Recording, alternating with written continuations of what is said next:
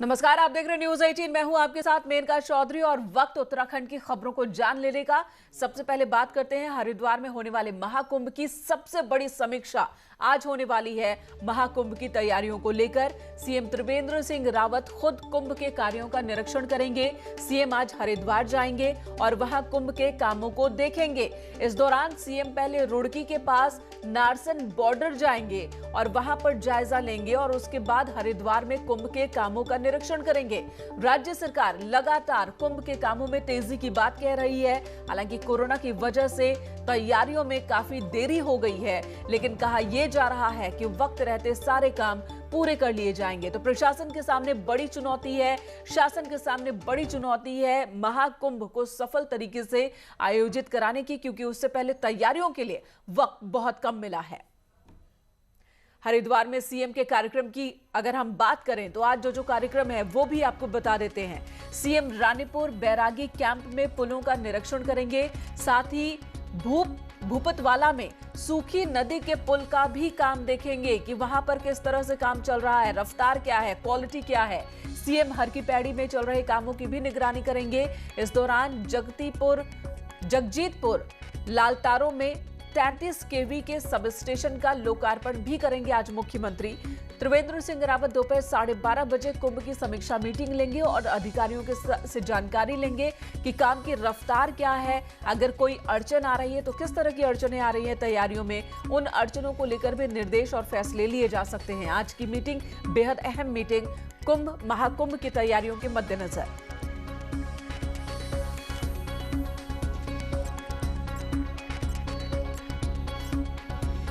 तो हरिद्वार कुंभ की तैयारियां जोरों पर हैं। मेला प्रशासन की ओर से कुंभ कार्यों को लेकर दावे किए जा रहे हैं। हालांकि संत समाज काम में और तेजी लाने की बात कह रहा है। सरकार ने अखाड़ा परिषद को आश्वासन दिया है, भरोसा दिया है।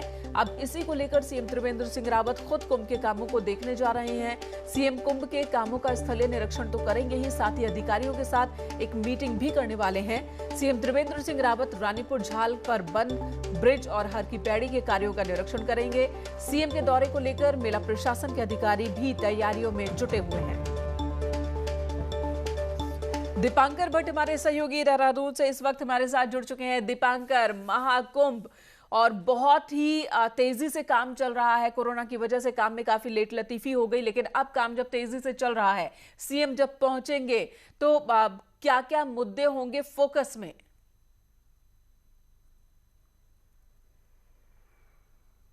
बिल्कुल मेनका, फाइल से लेकर और फील्ड तक का पूरा काम आज मुख्यमंत्री त्रिवेंद्र सिंह रावत देखने वाले हैं महाकुंभ 2021 को लेकर। और कोरोना की बात जिस तरह आपने की कि पिछले 10 महीनों से कोरोना का असर हर जगह पड़ा है, तो कुंभ के कामों पर भी पड़ा है। और मुख्यमंत्री त्रिवेंद्र सिंह रावत के लिए, उत्तराखंड सरकार के लिए एक बड़ा इवेंट है, और क्योंकि इसमें देश दुनिया से श्रद्धालु पहुंचेंगे, तो आज मुख्यमंत्री चाहे एनएच के वर्क हो, चाहे वहां पर पुलों का काम हो, चाहे वहां पर अखाड़ों के कैंप का काम हो, हर की पैड़ी में जो सौंदर्यीकरण और जो नए काम होने उनका काम हो, या फिर कुंभ के जो नए प्रपोजल्स हैं, या कहीं पर कोई वर्क अभी बचा हुआ है, किसी के लिए फंड की जरूरत है, उसको लेकर बैठकें हो, तो मुख्यमंत्री का आज पूरा दिन हरिद्वार में बीतने वाला है। और सड़क से लेकर पानी, बिजली, तमाम जितनी मूलभूत सुविधाएं जो होनी चाहिए एक मेले के लिए, क्योंकि बड़ा मेला होता है कुंभ, तो मुख्यमंत्री आज सभी चीजों को देखने वाले हैं। तैयारियां पूरी है और आज से लगभग 45 दिन के आसपास के बाद 14 तारीख जनवरी को मकर संक्रांति का स्नान होना है, तो अब तैयारी में बहुत कम वक्त बचा है। तो फाइनल टच देने की तैयारी है हरिद्वार में कुंभ के कामों को। मेनका जी, तो फाइनल टच देने की तैयारी है। संत समाज को एक मैसेज भी है कि खुद सीएम की निगरानी में ही सारे काम चल रहे हैं। क्या आज संत अखाड़ा परिषदों से भी सीएम की कोई मुलाकात है?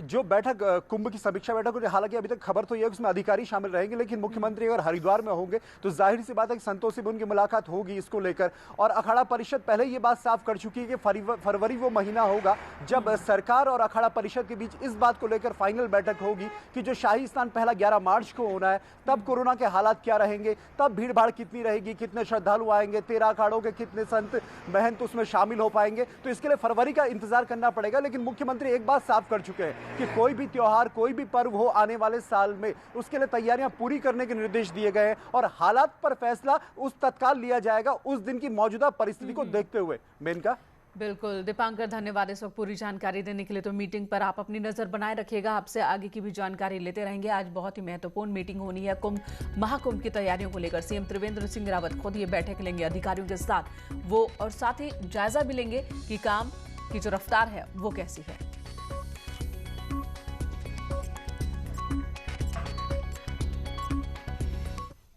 और इधर आखिरकार 4 साल के बवाल के बाद, सियासी बवाल के बाद गंगा को स्केप चैनल से मुक्ति मिल गई है। त्रिवेंद्र रावत सरकार ने साल 2016 के आवास विभाग द्वारा जारी उस नोटिफिकेशन में संशोधन किया है जिसमें हरिद्वार में हर की पैड़ी में गंगा की धारा को स्केप चैनल नाम दिया गया था। ताजा शासनादेश में स्केप चैनल शब्द हटा लिया गया है। 2016 में एनजीटी ने गंगा और उसकी सहायक नदियों के किनारे निर्माण के लिए एक गाइडलाइंस जारी की थी। इसके तहत हर की पैड़ी का बड़ा क्षेत्र प्रभावित हो रहा था। इससे बचने के लिए साल 2016 में हरीश रावत सरकार ने इसे गंगा नदी के बजाय स्किप चैनल का नाम दिया था, जिसके बाद लगातार इसका विरोध चल रहा था।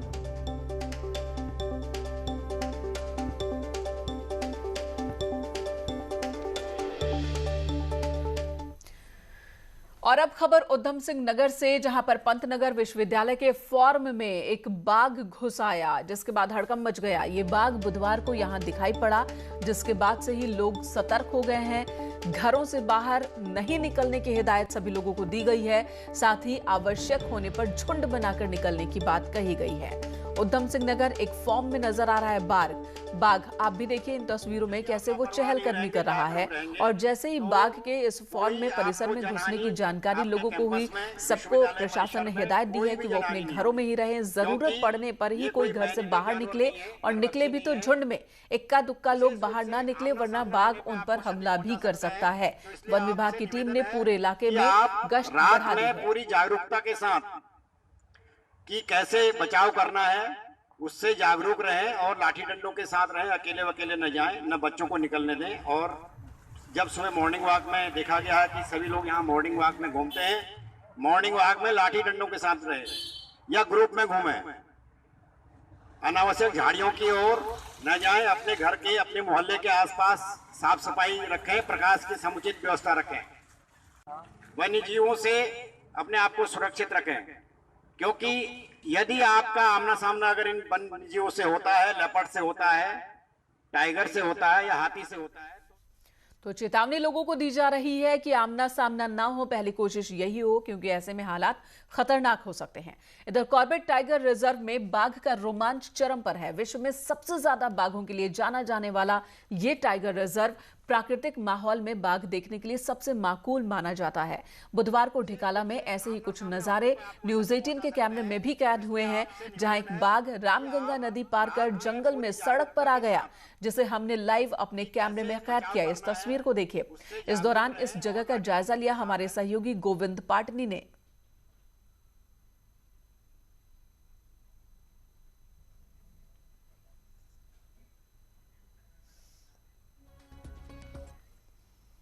और खबर देहरादून से, जहां पर मंगलवार शाम को जॉली ग्रांट एयरपोर्ट से 12 घंटे की मशक्कत के बाद पकड़े गए गुलदार को 24 घंटे ऑब्जर्वेशन में रखने के बाद बुधवार शाम को जंगल में रिलीज कर दिया गया। इस दौरान वन विभाग की टीम ने गुलदार को खाना खिलाया और उसकी सेहत की जांच भी की।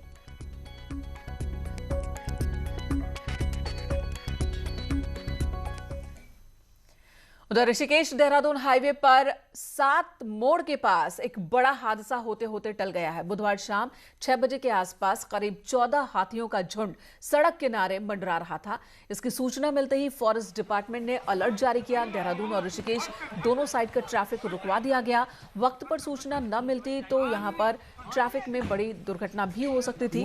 करीब आधे घंटे बाद हाथियों का ये झुंड जब सड़क पार कर जंगल में चला गया, तब जाकर ट्रैफिक की शुरुआत की गई। हाथी जब भी मूव करते हैं तो झुंड में ही मूव करते हैं। यहाँ पर 1-2 नहीं बल्कि 14 हाथी थे जो कि सड़क पार करने झुंड के समेत यहाँ पर पहुंचे थे, और ऐसे में ट्रैफिक को रुकवाया गया था ताकि कोई दुर्घटना ना हो।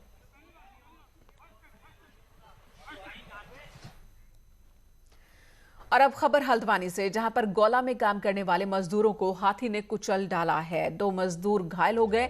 बिंदुखत्ता में 3 मंदिर के पास हाथियों का तांडव देखने को मिला। स्थानीय लोगों में काफी खौफ इस वक्त देखने को मिल रहा है। पूरा मामला सोमवार देर रात का बताया जा रहा है।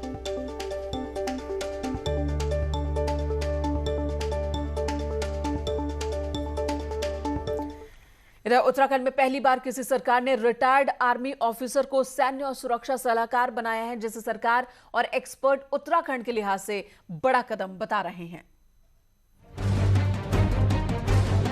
40 साल तक सेना में रहकर देश की सेवा करने वाले लेफ्टिनेंट जनरल जयवीर सिंह नेगी अब उत्तराखंड में सेवा देंगे। जयवीर सिंह नेगी को मुख्यमंत्री का डिफेंस और बॉर्डर एरिया एडवाइजर बनाया गया है। चमोली जिले के रहने वाले lieutenant general JS Negi Gorkha regiment में रहे। सर्विस के दौरान असम, लद्दाख और अरुणाचल प्रदेश में तैनात रहे और इसी साल इंडियन मिलिट्री अकादमी देहरादून के कमांडेंट पद से रिटायर हुए। यही वजह है कि चीन और नेपाल की सीमा से सटे उत्तराखंड में डिफेंस एडवाइजर बनाए जाने को अहम कदम माना जा रहा है। इस तरीके के सैनिक प्रतिष्ठानों से संबंधित समन्वय की जो आवश्यकताएं पड़ती है और कुछ कार्य होते हैं जिसको सार्वजनिक रूप से अन्यथा चर्चा कई बार नहीं भी की जा सकती है, उसमें जाहिर तौर पर बहुत मदद मिलेगी और बहुत उपयोगिता है इसकी। और मैं माननीय मुख्यमंत्री जी का आभार प्रकट करूंगा कि बहुत लंबे समय से इसकी जरूरत भी महसूस की जाए। उत्तराखंड में उत्तरकाशी, चमोली और पिथौरागढ़ जिले सबसे ज्यादा संवेदनशील है। वहीं सरकार का प्लान है कि उत्तराखंड में डिफेंस इक्विपमेंट इंडस्ट्री डेवलप करने का। ऐसे में एक्सपर्ट भी मानते हैं कि सरकार की सोच सही है। उत्तराखंड का बॉर्डर चाइना से भी है, जो हमारा पक्का इतना कट्टर दुश्मन है, नेपाल से भी है, इनके साथ हम रिश्ते सुधारने की कोशिश कर रहे हैं और उसके लिए ये सामरिक तौर से बहुत ज़रूरी था, अति आवश्यक था कि हमारे चीफ मिनिस्टर साहब को इन मामलों के ऊपर राय देने के लिए, एडवाइस करने के लिए कोई सेना का इस तरह का उच्च अधिकारी जिनका बहुत तजुर्बा हो। चमोली के बड़ा होती में चीन की हरकतें उत्तराखंड देख चुका है। ऐसे में सरकार बॉर्डर सुरक्षा में कोई रिस्क नहीं ले सकती और इसी लिहाज से राज्य में डिफेंस एक्सपर्ट का होना सही माना जा रहा है। दीपांकर भट्ट, न्यूज़ 18, देहरादून। इधर देहरादून नगर निगम में शहर की सरकार को 2 साल पूरे हो गए हैं। मेयर का दावा है कि सफाई सबसे बड़े एजेंडे में रही है और आने वाले सालों में देहरादून शहर की सूरत ही बदल जाएगी। लेकिन विपक्षी को ये बात कुछ नजर नहीं आ रही है। विपक्ष कांग्रेस का कहना है कि जो मेयर कह रही हैं बिल्कुल गलत कह रही हैं।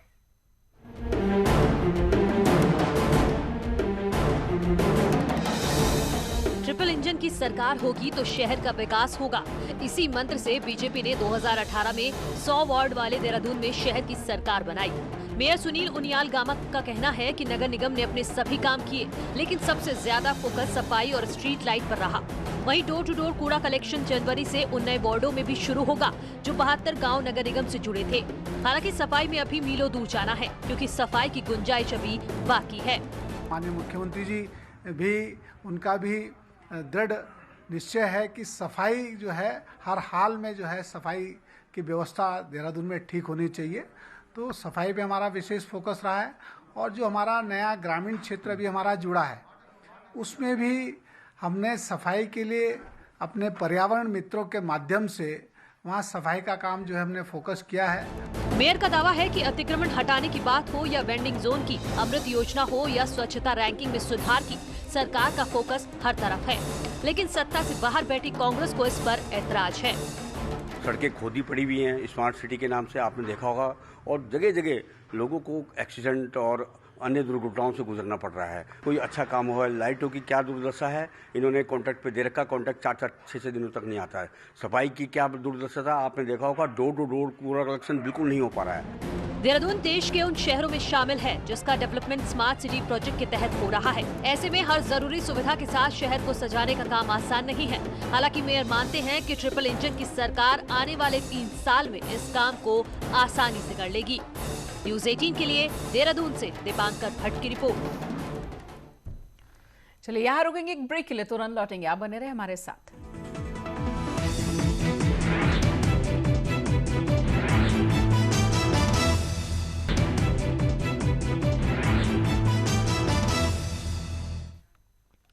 और अब खबर रुड़की से, जहां पर रुड़की में मारपीट का एक वीडियो वायरल हो रहा है। ये वीडियो भगवानपुर थाना क्षेत्र के पुहाना टोल प्लाजा के पास का बताया जा रहा है।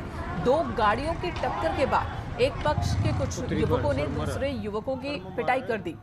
पीड़ित युवक के पिता ने थाने में शिकायत देकर कार्रवाई की मांग की है। पुलिस फिलहाल पूरे मामले की जांच पड़ताल में जुटी है और वीडियो और सीसीटीवी फुटेज के आधार पर जांच की जा रही है।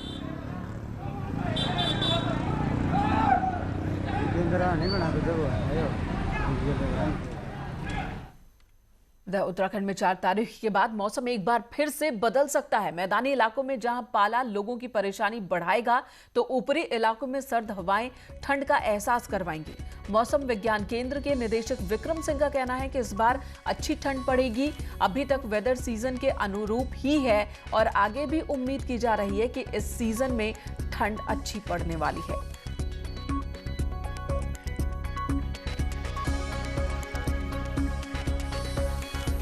आपका जो दिसंबर शुरू है, तो इसमें एक वीक अगर मैं बात करूं तो अभी मौसम साफ रहने वाला है।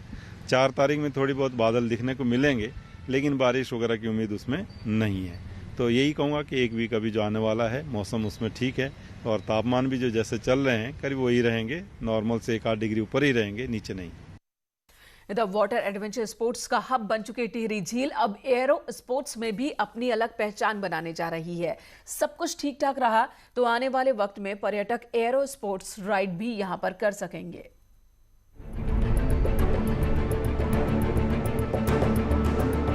करीब 42 वर्ग किलोमीटर में फैली टिहरी झील में पर्यटन की अपार संभावनाएं हैं और अब टिहरी झील वाटर एडवेंचर स्पोर्ट्स के हब के रूप में अपनी पहचान बना चुकी है।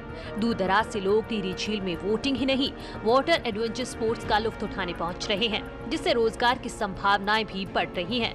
वहीं स्थानीय युवाओं को भी क्षेत्रों में अपना भविष्य बनाने का मौका मिल रहा है। अब वाटर स्पोर्ट्स के बाद टिहरी झील के आसपास अब एयरो स्पोर्ट्स की भी संभावनाओं की तलाश की जा रही है। टिहरी झील से सटी प्रतापनगर की पहाड़ियों और कुट्टा में लेक फेस्टिवल के दौरान एयरो स्पोर्ट्स की गतिविधियां संचालित की गई थी। हालांकि ये रेगुलर नहीं हो पाई थी, लेकिन अब पर्यटन विभाग इसके लिए ट्रेनिंग प्रोग्राम चलाने जा रहा है। यहाँ paragliding, paramotor, hot air balloon समेत अन्य एयरो स्पोर्ट्स गतिविधियों की प्लानिंग चल रही है। लेकिन हम टूरिस्ट एक्टिविटी बढ़ाने के लिए इसमें कोशिश कर रहे हैं कि कुट्टा से एटलीस्ट टैंडम की फ़्लाइट और एरो जो हमारा हॉट एयर बैलून है, पैरामोटर है, इसके लिए हमने आवेदन करवाया है यूटीडी में यहाँ के स्थानीय लड़कों से। अभी हमारी सरकार ने सतपुली में भी इसको आगे बढ़ाने का काम किया और टिहरी में तो हमारा ऑलरेडी है ही, हमने इस पॉइंट को चिन्हित किया है, हम पॉलिसी ले आए हैं। वाटर स्पोर्ट्स के साथ एरो एडवेंचर स्पोर्ट्स की शुरुआत होती है तो टिहरी न सिर्फ देश बल्कि वर्ल्ड टूरिज्म मैप में भी अपनी जगह बना सकता है और स्थानीय लोग भी इसे मानते हैं। सोचना चाहिए कि यहाँ पे एरो की बहुत ज़्यादा संभावनाएं हैं, क्योंकि यहाँ पे अगर ट्रायल के रूम पे देखा जाए तो जब यहाँ पे फेस्टिवल होते थे, लेक फेस्टिवल होते थे, तो वहाँ पे 2 डेस्टिनेशन चूज करे हुए थे जहाँ से पैराग्लाइडिंग होती थी। अगर लोकल लेवल पे भी युवकों को ट्रेनिंग दी जाए पर्यटन विभाग द्वारा, तो कहीं ना कहीं वाटर स्पोर्ट्स के बाद ये भी कहीं ना कहीं एक बहुत अच्छा मुकाम होगा और एक बेरोजगारों को रोजगार मिलेगा।